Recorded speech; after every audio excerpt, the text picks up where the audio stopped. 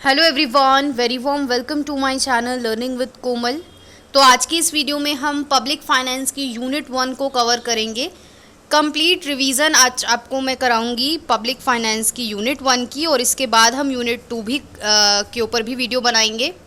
आज की इस वीडियो में मैंने इंपॉर्टेंट क्वेश्चंस लिए हैं जो काफ़ी ज़्यादा चांसेस हैं कि आपके एग्ज़ाम में वो क्वेश्चन आ सकते हैं, और मैंने प्रीवियस ईयर के क्वेश्चन पेपर्स भी अच्छी तरीके से देखे हैं और कौन कौन से क्वेश्चंस आते हैं बेसिकली उन्हीं को ही मैंने लिया है और उनके चांसेस भी आने के। तो आज की वीडियो आपके लिए काफ़ी ज़्यादा हेल्पफुल एंड यूज़फुल होगी। वीडियो को लाइक शेयर कमेंट ज़रूर करें, ज़्यादा से ज़्यादा स्टूडेंट्स तक वीडियो को शेयर करें, चैनल को सब्सक्राइब करें और पब्लिक फाइनेंस की वीडियो आपको नेक्स्ट वीडियो के लिए भी नोटिफिकेशन मिल जाएगा अगर आप चैनल को सब्सक्राइब कर देंगे और बेल आइकन को प्रेस कर देंगे। तो चलिए फिर स्टार्ट करते हैं आज का टॉपिक।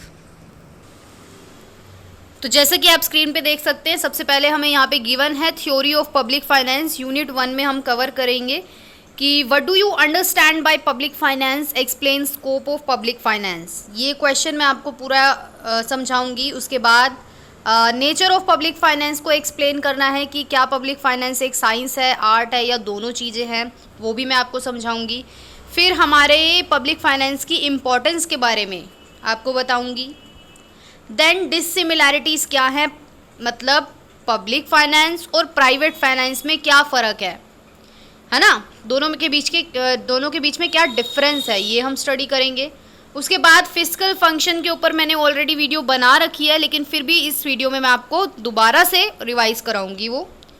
और देन हमारे आता है क्वेश्चन पब्लिक गुड्स के ऊपर कि पब्लिक गुड्स क्या है, why private markets will fail to provide public good efficiently, ये एक्सप्लेन करूँगी। और देन यहाँ पर हमें गिवन है 2 कैरेक्टरिस्टिक्स बतानी है जो पब्लिक गुड को डिफाइन करती हो। उसके बाद पेरिटो ऑप्टिमैलिटी क्या है, इसके बारे में हम स्टडी करेंगे with their diagram. Edgeworth box of exchange ये क्या है, इसको अच्छे से समझाऊंगी, बिल्कुल आसान है, कोई दिक्कत नहीं आएगी। उसके बाद हमारा वेलफेयर इकोनॉमिक्स। तो ये 7 क्वेश्चंस मैंने आज की वीडियो में मैं बनाने वाली हूँ और आपको एक्सप्लेन करने वाली हूँ। तो चलिए फिर स्टार्ट करते हैं क्वेश्चन नंबर 1 से।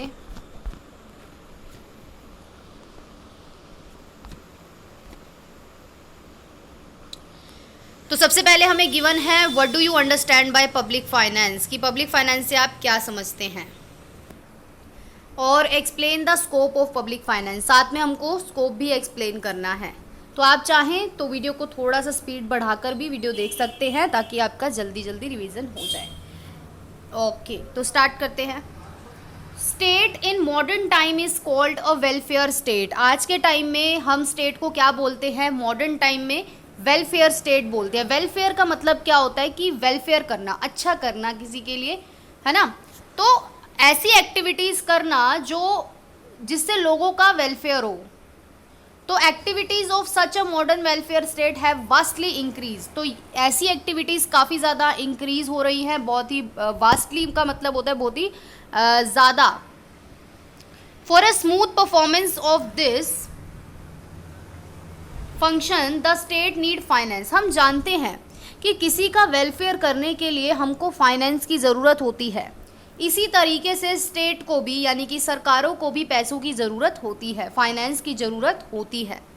अब पब्लिक फाइनेंस का क्या मतलब है, means the finances of public bodies. जो भी हमारी सरकारी इंस्टीट्यूशंस हैं, सरकारी जो हमारी बॉडीज़ हैं, पब्लिक बॉडीज़ हैं, उनको पैसों की ज़रूरत होती है, और जहाँ से भी वो पैसा रेज़ करते हैं, फंड रेज़ करते हैं, वही क्या है, एक तरीके का पब्लिक फाइनेंस है। तो वो पब्लिक बॉडीज़ कौन कौन सी होती है, नेशनल पब्लिक बॉडी होती है, स्टेट लेवल पे होती है और लोकल। जैसे कि हम जानते हैं ना, सरकारें कैसी होती हैं, एक सेंट्रल लेवल पे होती है, स्टेट लेवल पे होती है और लोकल लेवल पे होती है ना, गवर्नमेंट्स। तो तीनों ही टाइप की पब्लिक बॉडीज़ को पैसों की ज़रूरत होती है, वही हमारा पब्लिक फाइनेंस कहलाता है। अपना अपना काम करने के लिए, जो भी वेलफेयर फंक्शंस हैं उनको परफॉर्म करने के लिए उनको पैसों की ज़रूरत होती है। तो अब फाइनेंस में also refer to financial management and administration. अब फाइनेंस को हम कैसे बोल सकते हैं कि फाइनेंस, पैसा तो मान लो रेज कर लिया, फाइनेंस तो रेज कर लिया, लेकिन ना उसको मैनेज करना भी बहुत बड़ा इम्पोर्टेंट टास्क होता है। ये तो है नहीं आपने पैसा ले लिया, फाइनेंस रेज कर लिया, आपको पता ही नहीं है कि कहाँ पैसा लगाना है, कितनी मात्रा में लगाना है, इतना पैसा यहाँ लगेगा, उतना पैसा वहाँ लगेगा। तो ये सब जो चीज़ें डिसाइड होती है ये फाइनेंशियल मैनेजमेंट का पार्ट होता है। तो एडमिनिस्ट्रेशन जो है वो इस चीज़ को जो है मैनेज करता है। पब्लिक फाइनेंस का मतलब है the administration of financial operation of the public authorities. जो भी हमारी पब्लिक अथॉरिटीज़ हैं, जो भी हमारी गवर्नमेंट्स हैं, वो ये काम करती हैं। और it refers to the branch of economics. जो हमारा पब्लिक फाइनेंस है वो क्या है, एक इकोनॉमिक की ही ब्रांच है। इकोनॉमिक्स जब हम पढ़ते हैं तो इकोनॉमिक्स में हम क्या क्या पढ़ते हैं, माइक्रो इकोनॉमिक्स होती है, एक हमारी मैक्रो इकोनॉमिक्स होती है। उसी तरीके से ये एक इकोनॉमिक का ही सब्जेक्ट है जिसको हम बोलते हैं पब्लिक फाइनेंस। तो इकोनॉमिक की एक ब्रांच बोला गया है जो डील किसके साथ करती है, income and expenditure of public bodies. तो अब आपसे कोई पूछ ले कि पब्लिक फाइनेंस एक तो इकोनॉमिक की ब्रांच हुई, दूसरा वो किससे डील करती है, पब्लिक बॉडीज़। जो भी पब्लिक बॉडीज़ हैं, स्टेट बॉडीज़ हैं, चाहे नेशनल बॉडीज़ हैं, चाहे लोकल बॉडीज़ हैं, उनके इनकम और एक्सपेंडिचर के साथ ये डील करती है। और जो भी प्रिंसिपल्स हैं, प्रॉब्लम्स हैं, पॉलिसीज़ हैं इन मैटर से रिलेटेड, उनके साथ ये डील करती है। फिर एक डेफिनेशन हमें गिवन है जो कि कार्ल प्लेहिन ने दी है कि द साइंस, ये पब्लिक फाइनेंस को क्या बोला गया है, science which deal with the activity of statesman. कि ये एक तरीके का कार्ल प्लेन ने बोला है कि पब्लिक फाइनेंस क्या है, साइंस है एक, जो कि किससे डील करता है, स्टेटमैन एक्टिविटी से। मतलब जो भी सरकारें होती हैं, वो जो भी कार्य करती हैं, उनकी एक्टिविटी से ये डील करता है। और apply the material means necessary for fulfilling the proper function of the state. और इससे क्या होता है कि हमारे जो स्टेट के फंक्शन होते हैं वो प्रॉपरली हो सके, उसको ये फुलफिल करने के लिए ज़रूरी होता है पब्लिक फाइनेंस। अब हम बात करेंगे कि पब्लिक फाइनेंस का स्कोप क्या है। तो public revenue, public expenditure, public debt, ये सब हमें गिवन है। नंबर 1 है पब्लिक रिवेन्यू। पब्लिक रिवेन्यू का क्या मतलब होता है, रिवेन्यू का मतलब होता है जो हमारे पास आ रहा है, इनकम जिसको हम बोलते हैं। तो public revenue refers to the total collection of income by the government. अब गवर्नमेंट को पैसा कहाँ कहाँ से मिलता है, गवर्नमेंट कहाँ कहाँ से पैसा कलेक्ट करती है। गवर्नमेंट जो है वो ज़्यादातर मोस्टली टैक्सेस से पैसा कवर करती है ना।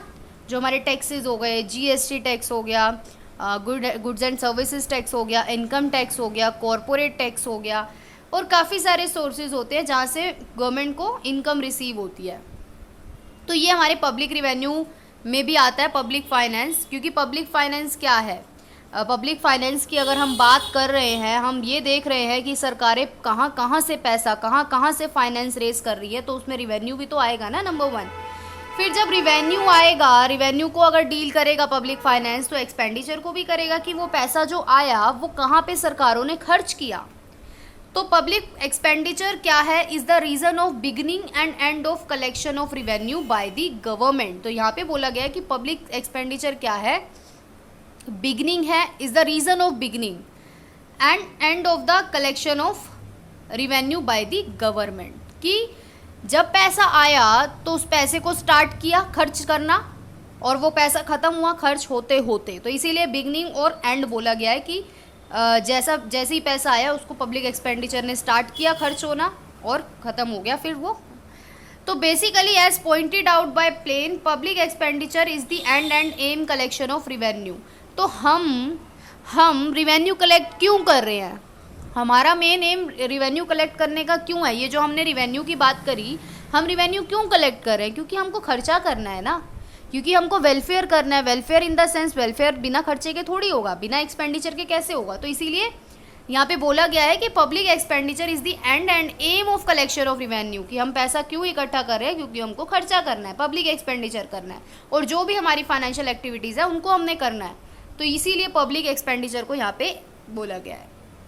उसके बाद पब्लिक डेट की बात करें तो ये तो था पब्लिक रिवेन्यू, पब्लिक एक्सपेंडिचर के बारे में हमने पढ़ा। पब्लिक डेट क्या होता है, when public revenue falls short of public expenditure. तो पहली लाइन में ये बोला गया है कि जितना खर्चा है इनकम उससे बहुत कम है, यानी कि आमदनी 54, खर्चा रुपया, ये हमने एक कहावत पढ़ी हुई है। तो जब रिवेन्यू, पब्लिक रिवेन्यू फॉल्स हो जाता है, यानी कि कम हो जाता है, पड़ जाता है पब्लिक एक्सपेंडिचर से, तो गवर्नमेंट क्या करेगी? गवर्नमेंट अपने खर्चों को पूरा करने के लिए उधार लेगी, बोरो लेगी। अब बोरो कैसे ले सकती है गवर्नमेंट? पब्लिक से ले सकती है। कैसे ले सकती है? गवर्नमेंट सिक्योरिटीज़, गवर्नमेंट बॉन्ड्स को इशू करके, है ना। तो इससे गवर्नमेंट के पास पैसा आ जाएगा और पब्लिक उनको पैसा दे देगी। तो ये था पब्लिक डेट। उसके बाद फाइनेंशियल एडमिनिस्ट्रेशन, उसके बाद आता है हमारा फाइनेंशियल एडमिनिस्ट्रेशन। तो फाइनेंशियल एडमिनिस्ट्रेशन का एम होता है control process and operation of public revenue, public expenditure and public debt. तो अभी हमने जो 3 टर्म्स पढ़ी, जो कि हमने पढ़ा रिवेन्यू, पब्लिक एक्सपेंडिचर और पब्लिक डेट, तो इन तीनों को कंट्रोल करने के लिए, यानी कि ये तीनों प्रोसेसेस जो हैं, रिवेन्यू कलेक्ट करने का प्रोसेस, एक्सपेंडिचर करने का प्रोसेस या पब्लिक डेट लेने का जो प्रोसेस है, इसको कंट्रोल कौन करता है? फाइनेंशियल एडमिनिस्ट्रेशन करता है। तो अब फाइनेंशियल एडमिनिस्ट्रेशन में क्या क्या आता है? कलेक्शन आता है कि हाँ भाई हमने रिवेन्यू कलेक्ट करा।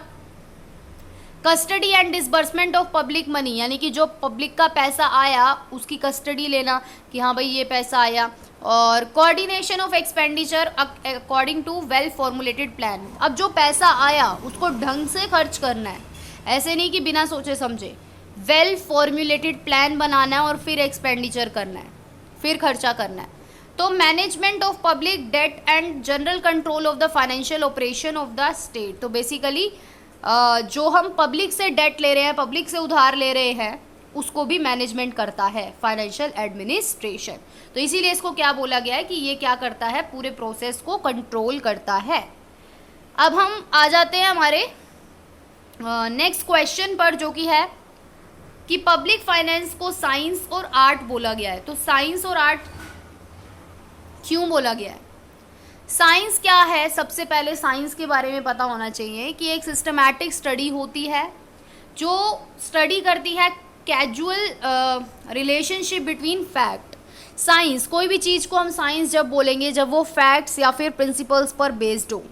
तो अब पब्लिक फाइनेंस क्या है? सिस्टमैटिक स्टडी है किसी भी सब्जेक्ट की जो फैक्ट पर बेस्ड है, इन्होंने बोला है।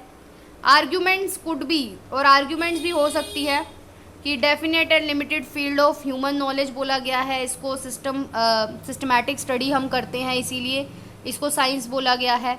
साइंटिफिक मेथड्स को हम यूज़ करते हैं, साइंटिफिक मेथड्स को हम यूज़ करते हैं पब्लिक फाइनेंस को स्टडी करने के लिए, इसीलिए इसको साइंस बोला गया है। और हम प्रिंसिपल्स भी फॉलो करते हैं पब्लिक फाइनेंस के, तो इसीलिए यहाँ पे in this way public finance is a science. अब पब्लिक फाइनेंस को क्या बोला गया है? आर्ट बोला गया है। आर्ट क्यों बोला गया है? जब हमारे पास किसी चीज़ की नॉलेज होती है, नॉलेज होना एक अलग बात है, लेकिन उस नॉलेज को अप्लाई करना एक दूसरी बात हो जाती है। तो आर्ट क्या है? एप्लीकेशन ऑफ नॉलेज है। जो भी आपको किसी भी चीज़ की जानकारी है उसको जब अप्लाई करोगे तो वो एक अलग चीज़ है, वो उसको हम बोलते हैं art. Art is the application of knowledge for achieving objectives. तो अब fiscal policy which is an important instrument of public finance makes use of knowledge of government's revenue expenditure to achieve the objective of full employment, economic equality, economic development। हम जानते हैं fiscal policy क्या होता है।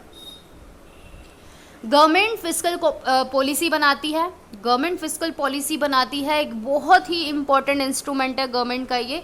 Government fiscal policy बनाती है किस लिए बनाती है? बेसिकली जो भी हमारी प्रॉब्लम्स होती हैं इकोनॉमी के अंदर, उनको कंट्रोल करने के लिए, चाहे वो इन्फ्लेशन से रिलेटेड हो, चाहे इकोनॉमिक ग्रोथ से रिलेटेड हो, चाहे वो मनी सप्लाई से रिलेटेड हो। तो ये सारी जितनी भी पॉलिसीज़ हैं वो फिस्कल पॉलिसीज़ के अंतर्गत आएगा। तो अब फिस्कल पॉलिसी को बोला गया है कि एक पब्लिक फाइनेंस का बहुत ही इम्पॉर्टेंट इंस्ट्रूमेंट होता है और इसको यूज़ करती है government. Public finance makes use of knowledge of governments revenue.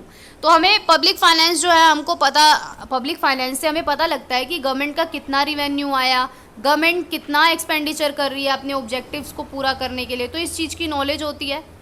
तो अब objectives of full employment, economic equality achieve करनी है, गवर्नमेंट चाहती है कि सभी को रोज़गार मिले, इकोनॉमिक इक्वालिटी आए, कोई ज़्यादा गरीब है तो कोई बहुत ज़्यादा अमीर है, तो इसमें थोड़ी सी इक्वालिटी लाने की कोशिश करती है गवर्नमेंट कि कोई ना गरीब रहे ना कोई बहुत ज़्यादा अमीर रहे। तो ऐसा गवर्नमेंट कैसे करती है? प्रोग्रेसिव टैक्सेशन, आपने सुना होगा कि अमीरों से ज़्यादा टैक्स लो और गरीबों से कम टैक्स लो या ना ही लो, है ना।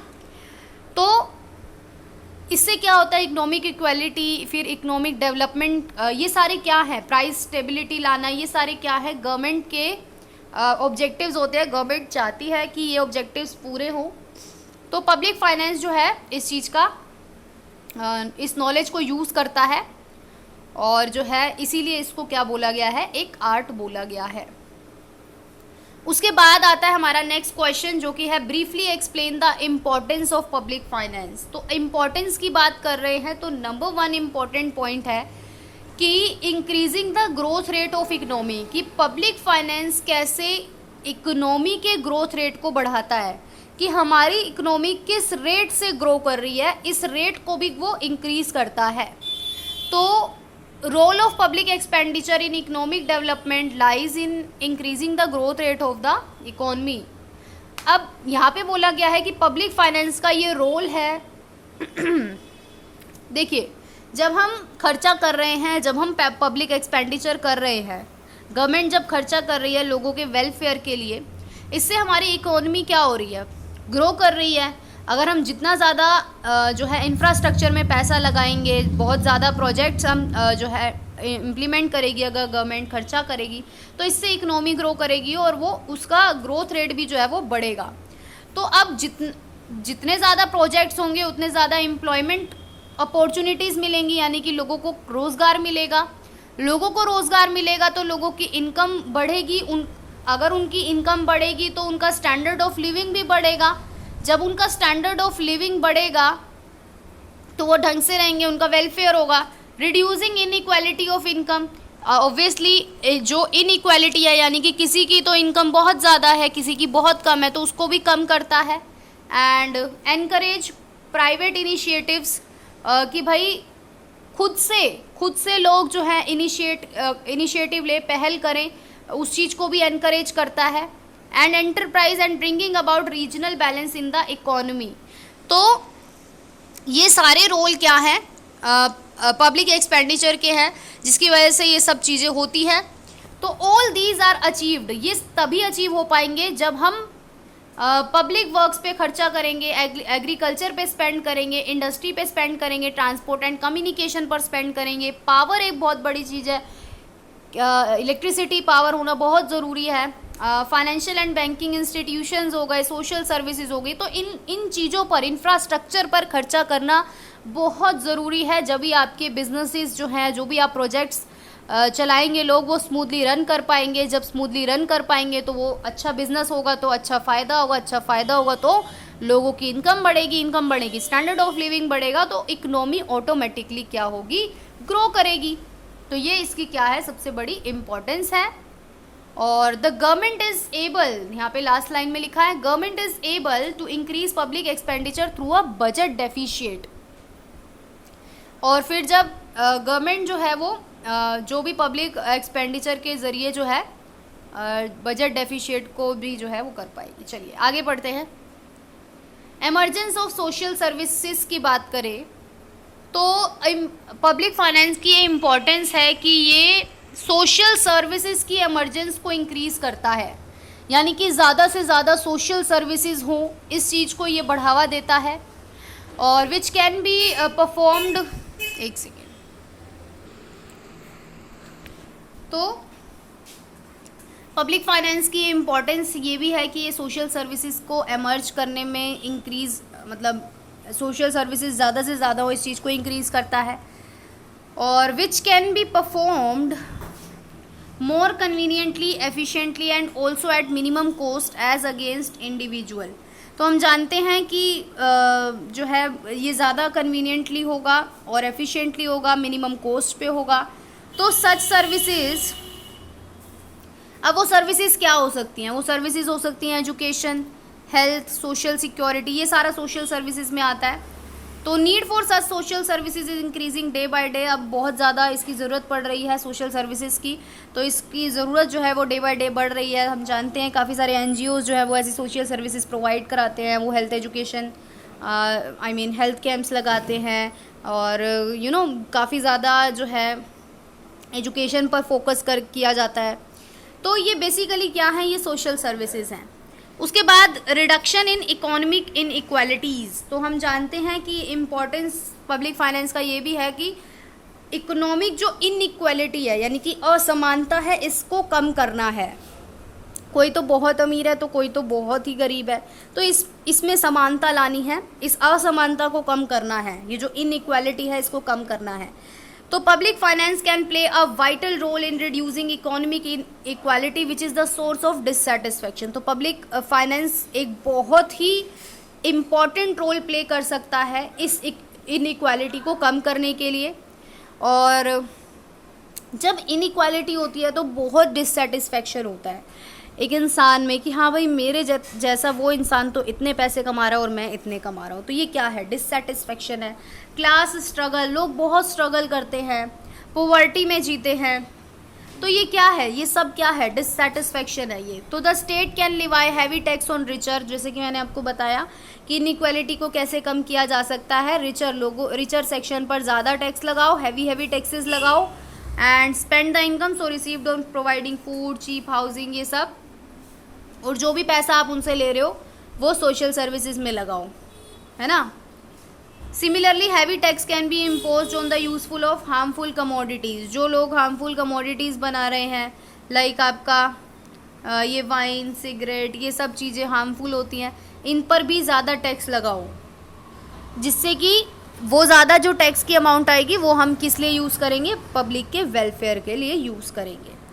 उसके बाद इंक्रीजेज एम्प्लॉयमेंट की बात करें तो पब्लिक फाइनेंस इसमें भी बहुत इम्पॉर्टेंट रोल प्ले कर सकता है कि भाई एम्प्लॉयमेंट इंक्रीज कर सकता है। हम जानते हैं कि रोज़गार की समस्या एक बहुत बड़ी मेजर प्रॉब्लम है, सभी कंट्रीज़ की है, ऐसा ज़रूरी नहीं है सिर्फ इंडिया में है, बेरोज़गारी हर जगह होती है। तो government this days establish give grants. तो अब हम जानते हैं कि अगर कोई अनएम्प्लॉयड है तो उनको गवर्नमेंट जो है वो सब्सिडी या ग्रांट दे सकती है एम्प्लॉयमेंट एनकरेज करने के लिए।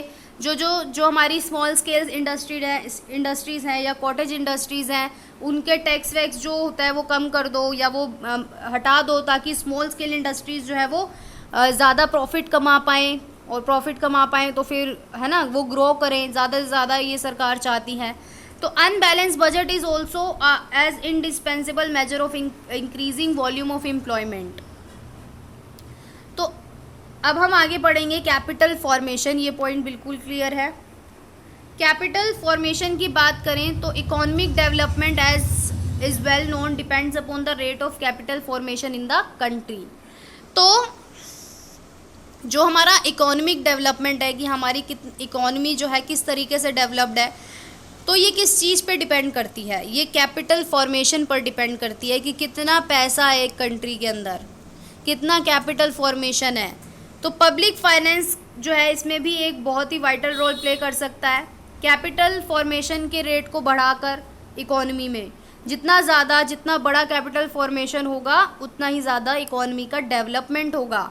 तो it can be managed in such a manner, for example हमें यहाँ पे गिवन है, the tax system can be so managed as to discourage the consumption of non essential goods and thereby release the resources for being invested in more productive industry. तो अब हम जानते हैं कि जो गुड्स इसेंशियल नहीं है, जो गुड्स ज़रूरी ही नहीं है, या जो हार्मफुल गुड्स है, उन पे जब हम टैक्स हमारा जो है ज़्यादा लगता है, तो इससे क्या है, एक तरीके का डिस्करेज हो जाता है कि हाँ भाई ये चीज़ें तो बहुत महंगी हैं और ये ज़्यादा इसेंशियल भी नहीं है। तो इससे क्या होता है कि वहाँ से डिस्करेज होके हम पैसा कहाँ लगा सकते हैं, प्रोडक्टिव इंडस्ट्रीज़ में लगा सकते हैं। मतलब ऐसी इंडस्ट्रीज़ में लगा सकते हैं जो हमारे काम की हो, जो हमारे इसेंशियल गुड्स बनाती हो, ज़रूरी गुड्स बनाती हो। तो जब ऐसा होगा, जब प्रोडक्टिव इंडस्ट्रीज़ में पैसा लगाया जाएगा बजाय कि ऐसे गुड्स में जो इसेंशियल ही ना हो, तो ज़्यादा से ज़्यादा इकोनॉमी ग्रो करेगी, इकोनॉमिक डेवलप होगी और कैपिटल फॉर्मेशन होगा। और उसके बाद इंडस्ट्रियल डेवलपमेंट की बात करें तो government these days give subsidy and grant to different industry. इन दिनों गवर्नमेंट जो है सब्सिडी और ग्रांट दे रही हैं अलग अलग इंडस्ट्रीज़ को, ताकि वो अपना प्रोडक्शन बढ़ाएं और इसेंशियल गुड्स बनाएं, ज़रूरी गुड्स बनाएं हमारी कंट्री में। और these subsidy and grant have special place in the government expenditure of under developed and backward countries. तो जो कंट्रीज़ अंडर डेवलप्ड हैं या बैकवर्ड कंट्रीज़ हैं, ऐसी सब्सिडीज़, ये जो ग्रांट्स हैं, ये स्पेशल प्लेस होता है इनका, यानी कि ऐसी इंडस्ट्रीज़ को जो है सब्सिडीज़ दी जाती हैं जो एसेंशियल गुड्स बनाती हों। तो ये इससे क्या है, इंडस्ट्री का भी डेवलपमेंट होता है। अब हमारा नेक्स्ट क्वेश्चन आता है dissimilarities between public and private finance. तो यानी कि डिफरेंस हमको पढ़ना है। तो डिफरेंस के मैंने यहाँ पे 5 पॉइंट्स लिए हैं, बुक में ज़्यादा थे, आप उनको भी स्टडी कर सकते हैं। डिसिमिलैरिटीज़ की बात करें तो पब्लिक फाइनेंस क्या होता है और प्राइवेट फाइनेंस क्या होता है, सबसे पहले ये समझेंगे। तो सबसे पहला पॉइंट है adjustment between income and expenditure. इसके बारे में बोला गया है कि an individual determines his expenditure on the basis of his income. अब एक व्यक्ति है, एक इंडिविजुअल व्यक्ति है, उसको अपना खर्चा डिसाइड करना है कि हाँ मुझे ये चीज़ें मतलब खरीदनी है, यानी कि खर्चा करना है। तो वो अपना खर्चा क्या सोच के डिसाइड करेगा, अपनी इनकम सोच के डिसाइड करेगा कि हाँ भाई मेरी इतनी इनकम है, इस बेसिस पे मैं इतना एक्सपेंडिचर करूँगा। तो ही प्रिपेयर हिज फैमिली बजट, अपना फैमिली बजट बनाएगा, जो भी उसकी एक्सपेक्टेड इनकम है उसके अकॉर्डिंग मंथ में, और खर्चा करेगा। ये बात हो गई एक तरीके की इंडिविजुअल यानी कि प्राइवेट फाइनेंस की।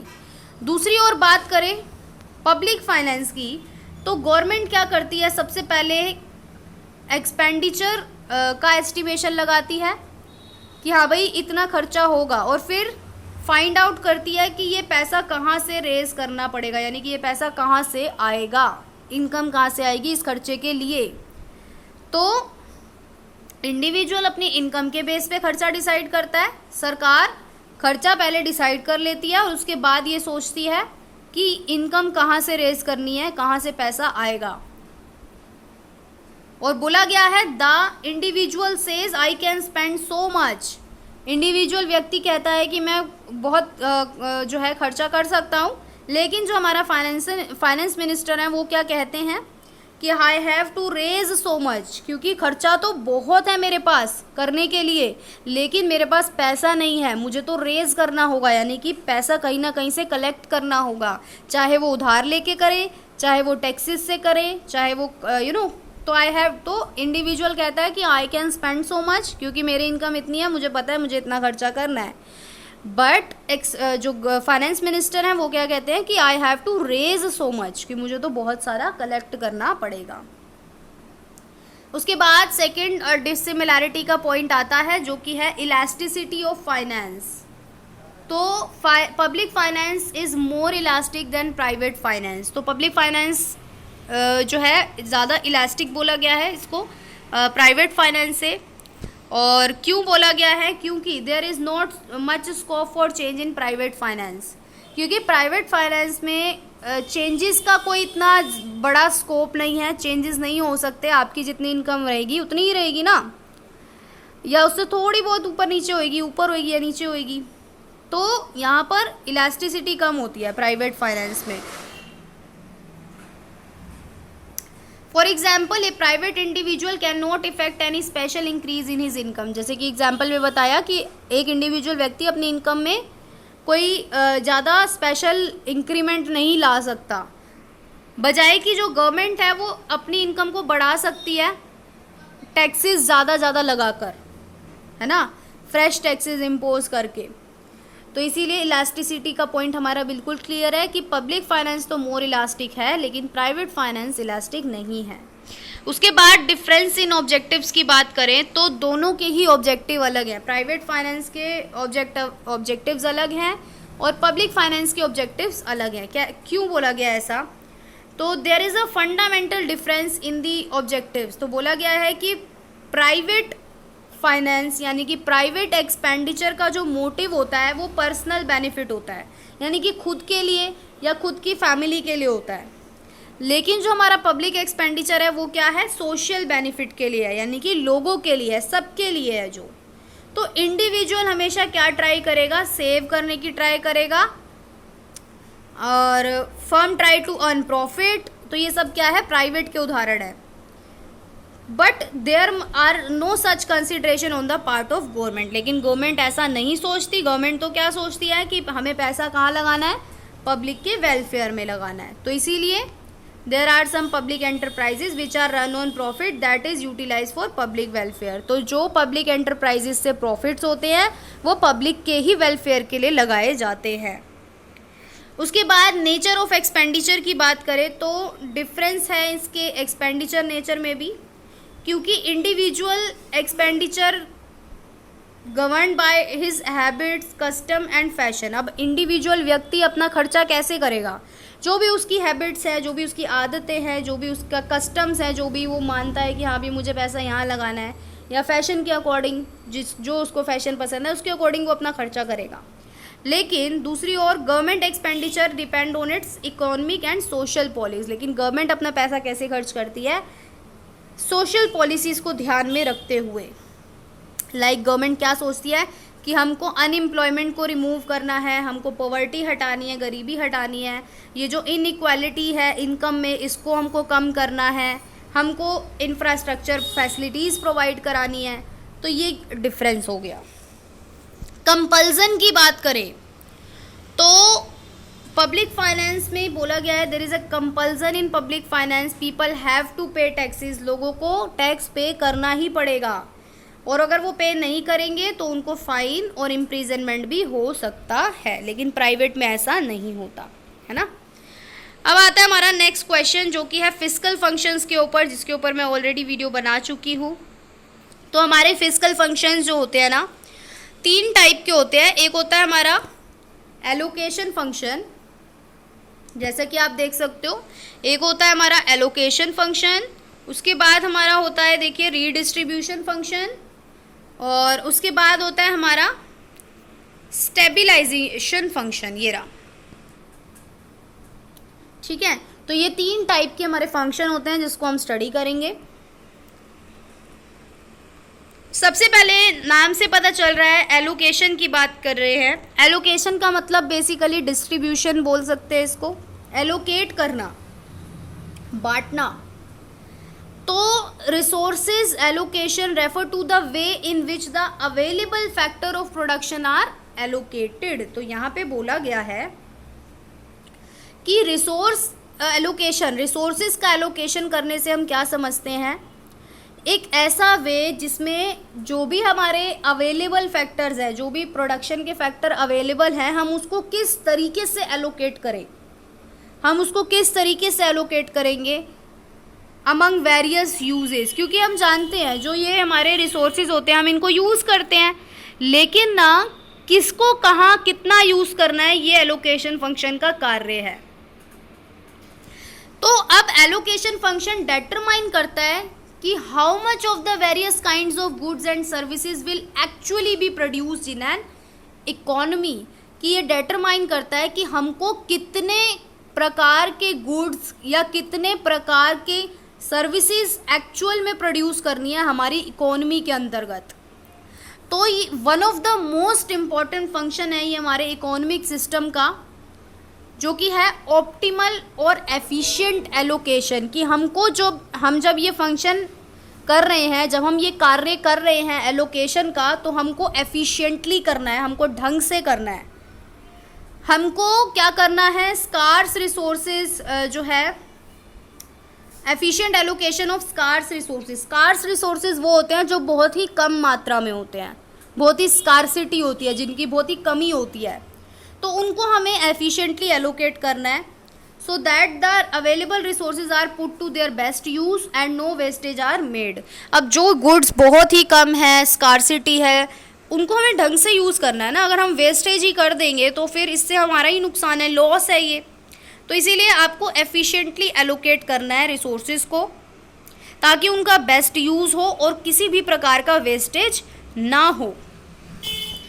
तो private sector resource allocation is characterized by market supply. जो प्राइवेट सेक्टर रिसोर्स एलोकेशन है इसको हम मार्केट सप्लाई एंड डिमांड और जो भी हमारा प्राइस मैकेनिज्म है उस तरीके से हम डिटरमाइन करते हैं by consumer sovereignty and producer profit motive. तो हम अब देखिए जो भी प्राइवेट सेक्टर रिसोर्स एलोकेशन है उसको हम कैसे कैरेक्टराइज करते हैं, जो भी मार्केट सप्लाई और डिमांड है उसके बेसिस पर, और जो भी प्राइस मैकेनिज्म चल रहा है यानी कि जो भी प्रिवेलिंग प्राइस है उस तरीके से हम डिटरमाइन करते हैं प्राइस को भी कि हाँ भाई प्रोड्यूसर कितना कमाना चाहता है और कंज्यूमर कितना प्राइस चाहता है इस प्रोडक्ट के ऊपर, तो उसी हिसाब से प्राइस भी डिसाइड होता है। तो the states allocation on the other hand is accomplished through the revenue and expenditure activity of the governmental budgeting. अब स्टेट कैसे एलोकेट करती है, स्टेट यानी कि हमारी जो गवर्नमेंट है वो कैसे एलोकेट करती है, गवर्नमेंट अपनी बजटिंग एक्टिविटीज़ को देखती है, गवर्नमेंट को रिवेन्यू कितना आया और गवर्नमेंट का एक्सपेंडिचर कितना हुआ, इस हिसाब से वो करती है एलोकेशन रिसोर्सेज का। तो in the real world resource allocation is both market determined and government determined. तो रियल वर्ल्ड में जो रिसोर्स एलोकेशन है वो दोनों है, यानी कि वो मार्केट द्वारा भी डिटरमाइन किया जाता है, मार्केट की डिमांड एंड सप्लाई के द्वारा भी डिटरमाइन किया जाता है और गवर्नमेंट के द्वारा भी डिटरमाइन किया जाता है।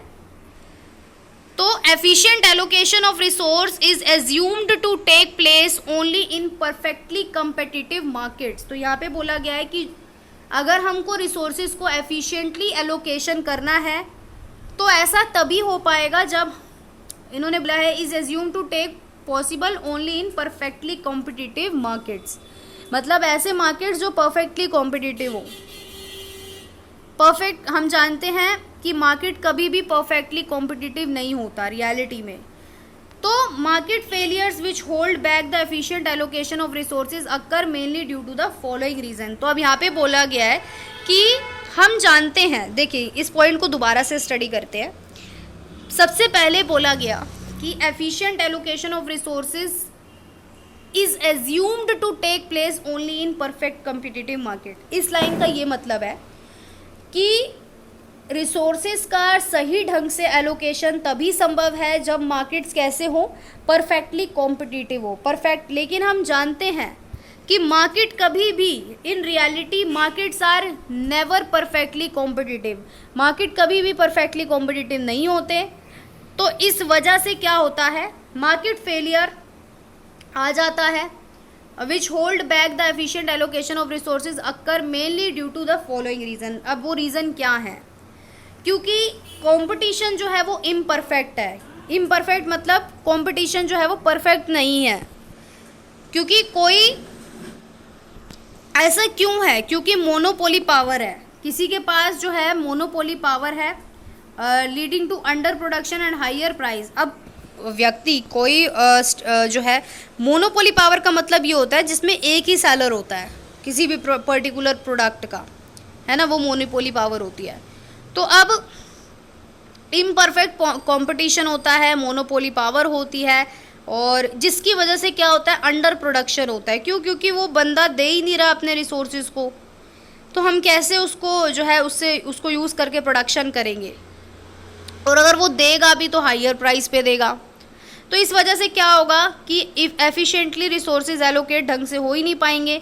जब हमें रिसोर्सेज ही नहीं मिलेंगे तो हम प्रोडक्शन कैसे करेंगे, क्योंकि वो चीज़ें जो है कुछ चंद लोगों के हाथ में है, मोनोपोली पावर है, जिस वजह से वो बहुत ही महंगे हाई प्राइसेस पे अपनी जो भी रिसोर्सेज हैं उनको बेचते हैं और हर कोई वो अफोर्ड नहीं कर सकता, जिसकी वजह से अंडर प्रोडक्शन होता है और रिसोर्सेज प्रॉपरली एलोकेट नहीं होते, एफिशिएंटली एलोकेट नहीं होते।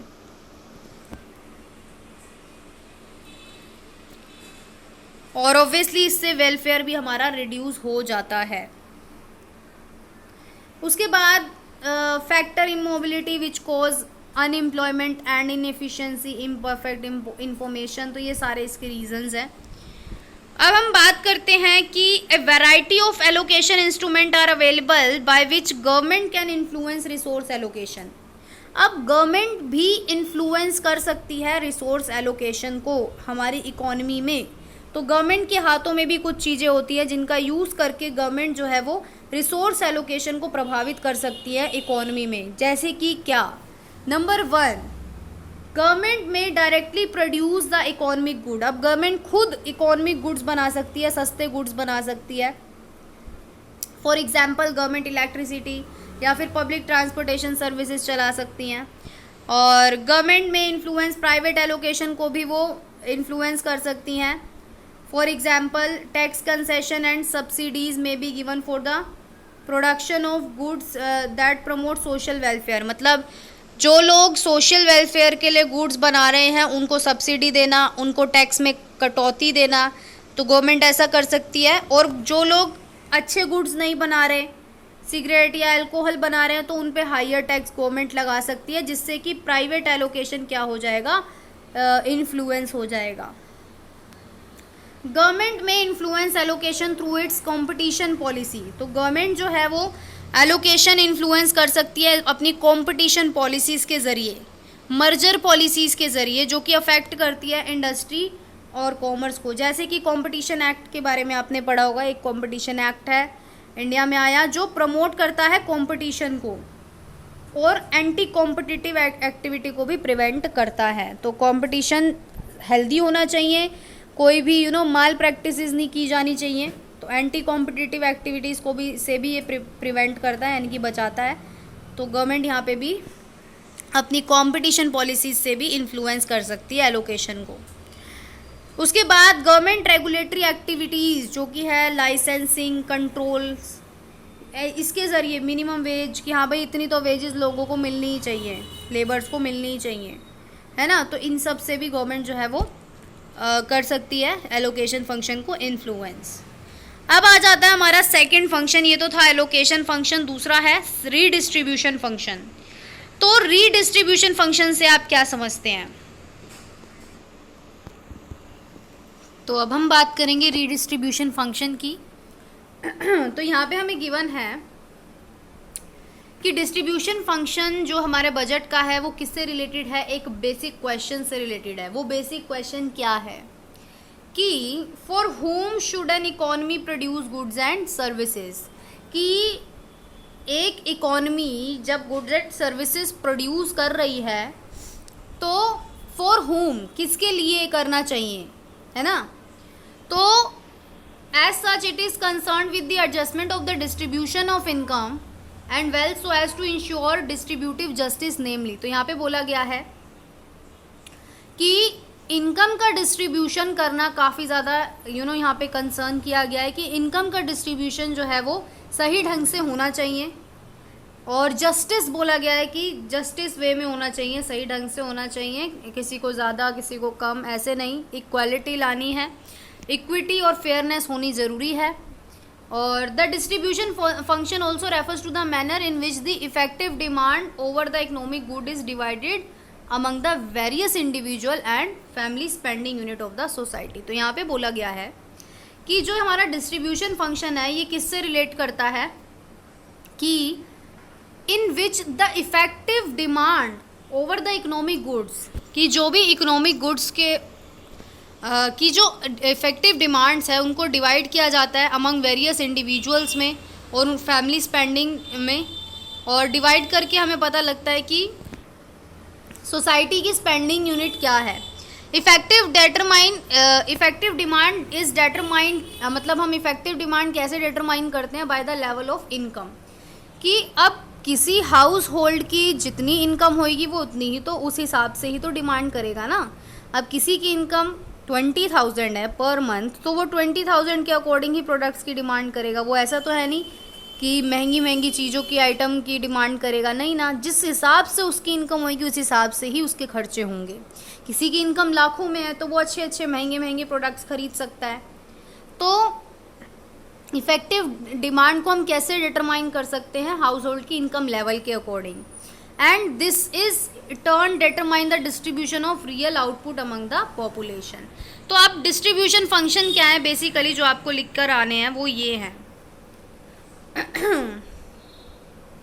Distribution function of the government aims at redistribution of income, income का दोबारा से रीडिस्ट्रीब्यूशन करना ताकि इक्विटेबल डिस्ट्रीब्यूशन अचीव किया जा सके। दूसरा, advancing the well being of those member of the society who suffer from deprivation of different types, कहने का मतलब है कि सोसाइटी के वो लोगों को, मतलब सोसाइटी के वो मेंबर, उनका वेलबींग करना जो कि डेप्रीवेशन से सफ़र कर रहे हैं, यानी कि जिनकी इनकम कम है बेसिकली, उनको एडवांसिंग करना, उनके भले के लिए करना। Providing equality in income, income में इक्वालिटी लाना, वेल्थ अपॉर्चुनिटीज सब में इक्वालिटी लाना, ये उद्देश्य है डिस्ट्रीब्यूशन फंक्शन का। Providing security for people who have hardships, जो लोग बहुत ही कठिन दौर से गुजर रहे हैं उनको भी एक तरीके से सिक्योरिटी प्रोवाइड कराना। उसके बाद ensuring that everyone enjoy a minimal standard of living, कम से कम रोटी कपड़ा मकान तो सबको मिलना ही चाहिए, मिनिमल स्टैंडर्ड ऑफ लिविंग जो है वो इंश्योर करना। तो ये सारे क्या है, गवर्नमेंट के डिस्ट्रीब्यूशन फंक्शन है। अब यहाँ पे कुछ एग्जाम्पल्स दिए गए हैं जो गवर्नमेंट करती है, वो क्या है। नंबर 1 टैक्सेशन पॉलिसी है कि हम जानते हैं गवर्नमेंट का जो ये प्रोग्रेसिव टैक्सेशन का जो है, प्रोग्रेसिव टैक्सेशन इसका मतलब है कि रिच से ज़्यादा टैक्स लो और पुअर से कम या फिर ना के बराबर टैक्स लेना। तो ये क्या है, प्रोग्रेसिव टैक्सेशन पॉलिसी है, जिससे rich is combined with the provision of provisions, rich को हम प्रोविज़न से कंबाइन कर देते हैं और पुअर हाउस होल्ड्स को हम सब्सिडीज़ प्रोवाइड करते हैं। उसके बाद गवर्नमेंट, तो उसके बाद proceeds from progressive taxes use for financing public service. अब जो भी हम टैक्स से पैसा अगर गवर्नमेंट रिसीव करती है तो वो पब्लिक सर्विसेज में लगाया जाता है, पब्लिक सर्विसेज को फाइनेंस करने में लगाया जाता है। That benefit low income household, जिससे जो कम इनकम वाले हाउस होल्ड है उनको बेनिफिट होता है। Example, supply of essential food grains at highly subsidized price to BPL household, मतलब जो बिलो पॉवर्टी लाइन के जो हाउस होल्ड्स हैं उनको हाईली सब्सिडाइज्ड जो है फूड ग्रेन्स देना, जो सरकार देती है हर महीने राशन, वो सब। उसके बाद employment reservation and preference to protect certain segment of the population, employment reservation देना कि हाँ भाई इतने लोगों को तो मिलेगी ही employment. Regulation of the manufacture and sale of certain product to ensure the health and wellbeing of consumer, तो मैन्युफैक्चरर रेगुलेशन करना, यानी कि sale of certain product to ensure the health and wellbeing, मतलब ऐसे प्रोडक्ट तो बनाना जो consumers की health के लिए सही हो। और बैकवर्ड रीजन्स के लिए स्पेशल स्कीम्स लगाना। उसके बाद हमारा थर्ड फंक्शन आता है स्टेबिलाइजेशन। तो स्टेबिलाइजेशन नाम से पता चल रहा है कि स्टेबिलिटी लानी है, स्थिरता लानी है। तो theoretical रैशनले for the stabilization function of the government is derived from the Keynesian proposition। तो केन्जियन एक इकोनॉमिस्ट हैं जिन्होंने ये एक रैशनले दिया है, एक प्रिंसिपल जिसको हम बोल सकते हैं।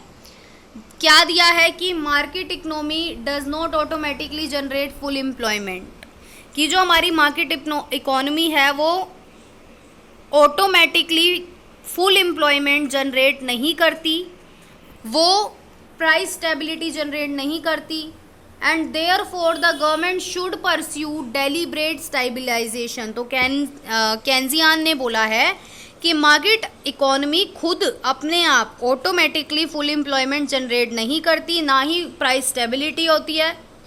तो इसीलिए गवर्नमेंट को जानबूझकर, यानी कि डेलिब्रेट गवर्नमेंट को खुद ही स्टेबिलाइजेशन पॉलिसीज़ लानी चाहिए, जिससे स्टेबिलिटी आए, जिससे लोगों को एम्प्लॉयमेंट मिले, स्टेबिलिटी आए इकोनॉमी में।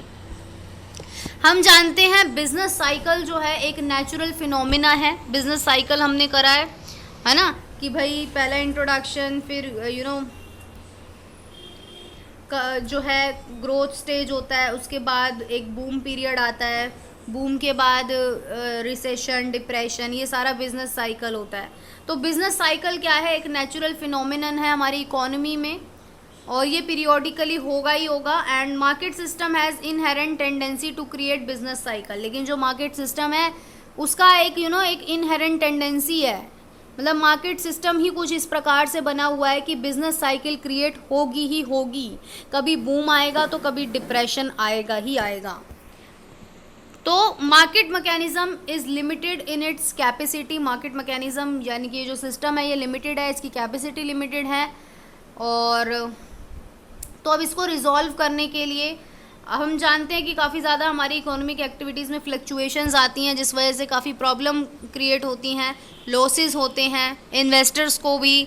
और in the absence of appropriate corrective intervention bye the government, अगर गवर्नमेंट ढंग से अप्रोप्रिएट यानी कि ढंग से सही तरीके से दखल अंदाजी करती है इस चीज़ में करेक्टिव मेजर्स लेने के लिए, तो इन स्टेबिलिटीज़ को जो है रोका जा सकता है, यानी कि स्टेबिलिटी लाई जा सकती है। और हम जानते हैं रिसेशन, इन्फ्लेशन, ये सारी चीज़ें होती है। रिसेशन आ गया, इन्फ्लेशन आ गया, यानी कि बहुत महंगाई हो गई। तो गवर्नमेंट जब देखती है कि इन्फ्लेशन आ गया है तो गवर्नमेंट अपनी फिस्कल पॉलिसीज़, मॉनेटरी पॉलिसीज़ में चेंजेस लाते हैं और इन्फ्लेशन को कंट्रोल करने की कोशिश करते हैं।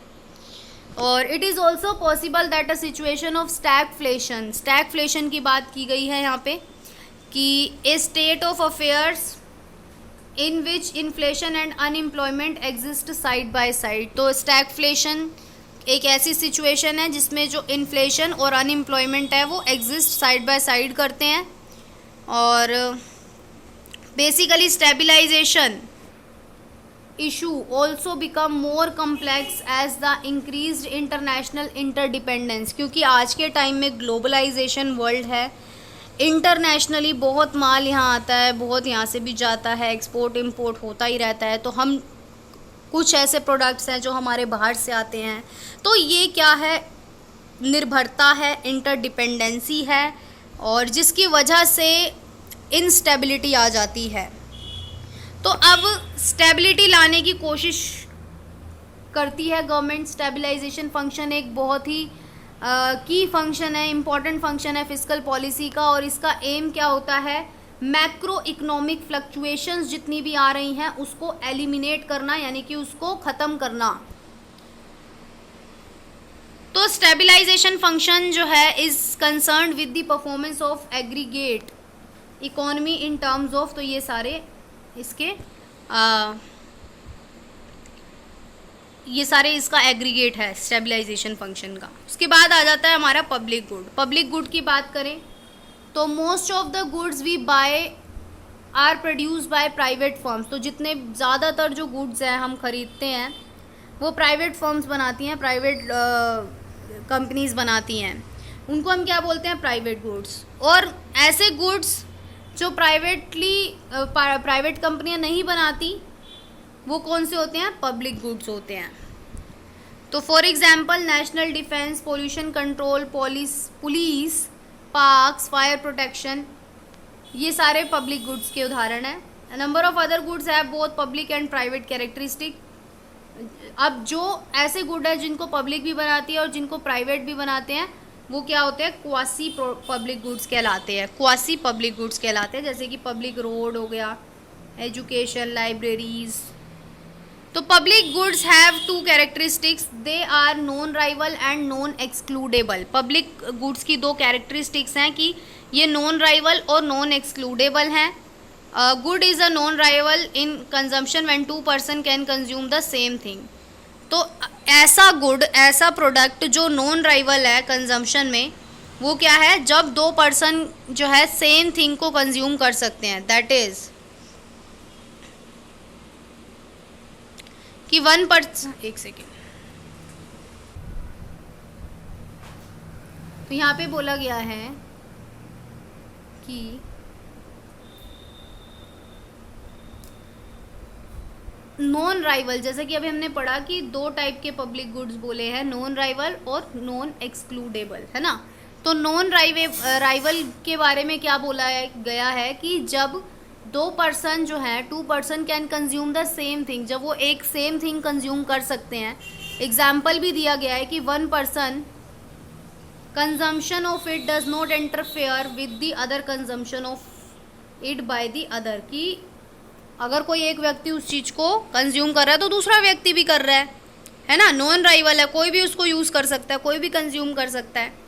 और नॉन एक्सक्लूडेबल की बात करें तो एक बार प्रोड्यूस हुआ, people can not be excluded from enjoying it's benefits. तो लोग उसका बेनिफिट इंजॉय कर सकते हैं, एक्सक्लूड नहीं करेंगे हम उसको। लाइक अगर पब्लिक रोड बन गया तो उसका बेनिफिट सब लोग उठाएंगे, तो नॉन एक्सक्लूडेबल हो गया। उसके बाद there are many economic implication of public good like external benefits and market failure.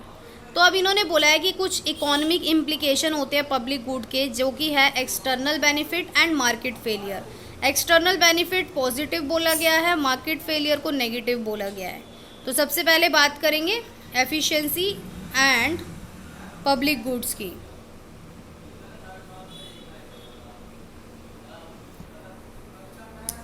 तो the production of public goods clearly generate external benefits. Public goods का जो प्रोडक्शन है वो एक्सटर्नल बेनिफिट जनरेट करता है।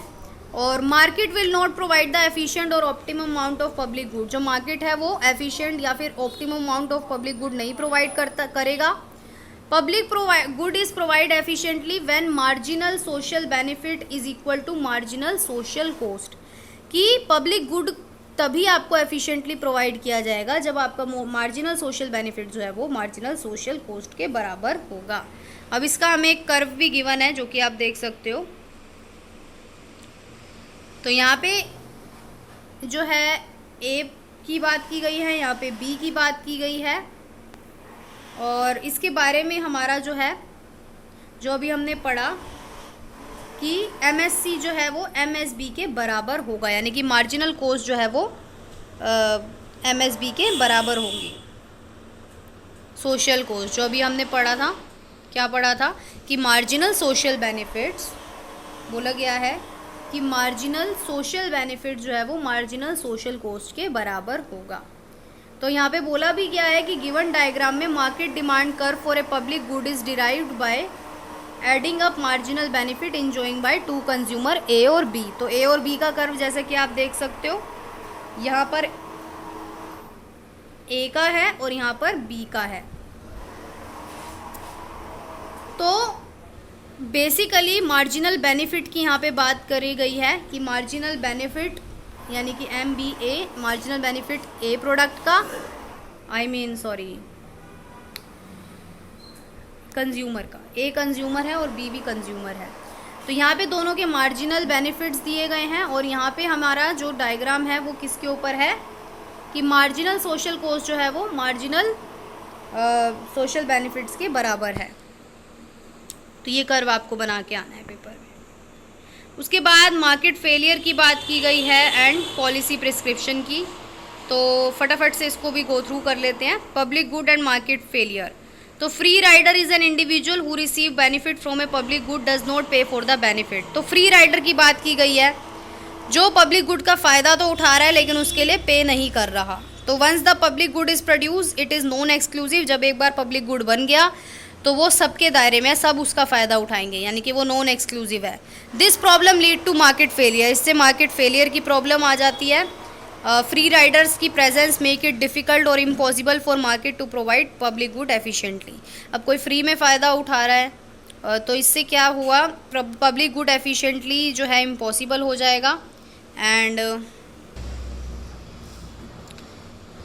उसके बाद even with the perfect competition economic will not reach a point of Pareto efficiency when there are public goods। तो यहाँ पे बोला गया है परफेक्ट कंपटीशन में भी इकोनॉमी पैरेटो एफिशिएंसी की पॉइंट पर नहीं आ पाएगी जब पब्लिक गुड्स की बात की जाएगी। तो उसके बाद पॉलिसी प्रिस्क्रिप्शन के बारे में बोला गया है। तो यहाँ पे एक इम्पॉर्टेंट बात बोली गई है कि presence of public good lead to Pareto inefficiency at market failure. कि जब पब्लिक गुड्स होते हैं तो उस वजह से पेरेटो इनएफिशिएंसी आ जाती है और मार्केट फेलियर की सिचुएशन आ जाती है। पॉलिसी प्रिस्क्रिप्शन की बात करें तो सिंस पब्लिक गुड्स जो है वो क्या है, नॉन एक्सक्लूडेबल है, यानी कि वो सब उसका फ़ायदा उठा सकते हैं, कोई भी उसको बेनिफिट ले सकता है उस चीज़ का। तो government can subsidize the production of public good, it will reduce the marginal cost of producing these goods. तो गवर्नमेंट क्या कर सकती है, पब्लिक गुड्स के प्रोडक्शन को सब्सिडाइज कर सकती है मार्जिनल कॉस्ट को जो है कम कर सकती है। Government can also produce public good where production is finance by tax revenue. तो गवर्नमेंट जो है वो पब्लिक गुड को बना सकती है जहाँ पे प्रोडक्शन किसके द्वारा फाइनेंस हो, टैक्स रिवेन्यू के द्वारा। टैक्स रिवेन्यू यानी कि लोगों के ही द्वारा प्रोवाइडेड हो, क्योंकि हम लोगों के लिए ही बना रहे हैं तो लोग ही टैक्स देंगे, लोग ही पैसा लगाएंगे। तो हम जो है गवर्नमेंट ऐसी भी पॉलिसी बना सकती है। अब वही जो हमने पढ़ा नॉन राइवल और जो है नॉन एक्सक्लूजन, ये हमें पढ़ने की ज़रूरत नहीं है, हमने पढ़ लिया है। अब हम बात करेंगे पेरेटो ऑप्टिमैलिटी की। तो पेरेटो ऑप्टिमैलिटी सबसे पहले किसने दिया ये? इसका नाम पड़ा इटालियन इकोनॉमिस्ट के नाम पर, जिनका नाम था विल्फ्रेडो पेरेटो। तो पेरेटो ऑप्टिमैलिटी का कॉन्सेप्ट किसने दिया? इटालियन इकोनॉमिस्ट विल्फ्रेडो पेरेटो ने। तो इस क्राइटेरियन के according any change that make at least one individual better off and no one worse off is an improvement in social welfare. तो इसके कहने का मतलब है कि कोई भी चेंज जो है any change that make at least one individual better of, कोई ऐसा चेंज लाना जिससे किसी एक इंडिविजुअल का बेटर ऑफ हो, यानी कि उसका बेटरमेंट हो, और no one worse off, no one worse off यानी कि किसी का बुरा ना हो। तो ये क्या है? सोशल वेलफेयर में इम्प्रूवमेंट है। और इसी तरह अगर हम उल्टी बात करें, कोई ऐसा चेंज जिससे किसी का भी बेटरमेंट ना हो बल्कि किसी एक का बुरा हो जाए, तो ये क्या है? सोशल वेलफेयर में डिक्रीज लाना, यानी कि कम करना सोशल वेलफेयर में। तो it can also be stated, ये कहा जा सकता है, that a situation in which it is impossible to make any one better off without making some one worse off. तो ये भी कहा जा सकता है कि ऐसी सिचुएशन जिसमें कि भाई ऐसा इम्पॉसिबल है कि आप किसी एक का बेटर करो बिना किसी का बुरा किए, वर्स ऑफ किए। तो